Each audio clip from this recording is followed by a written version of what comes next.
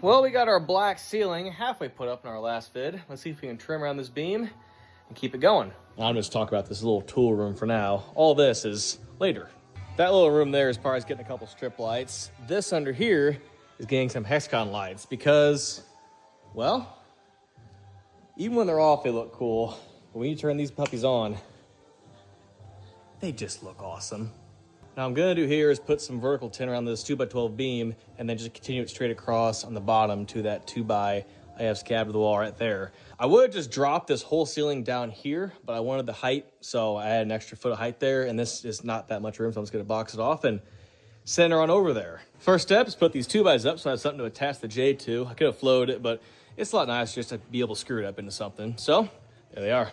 Got the top and sides of the J in. Let's get some short pieces cut. And because of the corrugation in your ribs, having a long neck marker is essential, both in black for white tin and white for black tin. See, it's nice to have nice straight lines. Before, I'd take the straight edge, mark the tops, then back it up a little bit and mark all the bottoms. Pain in the butt, but it worked. This is much quicker and better. Then we take our nibbler, make our cut. I love this thing. It's a little bit violent to cut with at times because it vibrates so much, but it still makes a really clean cut. Let's see if our measurements were correct. Oh yeah, always nice when things fit together. And I'm putting this bottom piece of J on last because otherwise you couldn't get these in here because it hooks in. It's a pain in the butt, but if you screw close to the J like this, you will get both the J and the tin in one. It'll hold itself up. And there we go. That looks better. Now to focus on this bottom section. Going quick now. Got our 3-piece of J up over here. Got a 1/2-inch piece of plywood scrap behind there to simulate a wall being there. Like I said in the previous video, we're not putting a wall here quite yet because that's letting some light in so we can still see something here before we get these lights put up. Nice thing is I had some scrap pieces that are within 1/4 of an inch of being the perfect length, so that's gonna work just fine. The other nice thing is those 4 screws are holding this thing completely flat because it's short enough.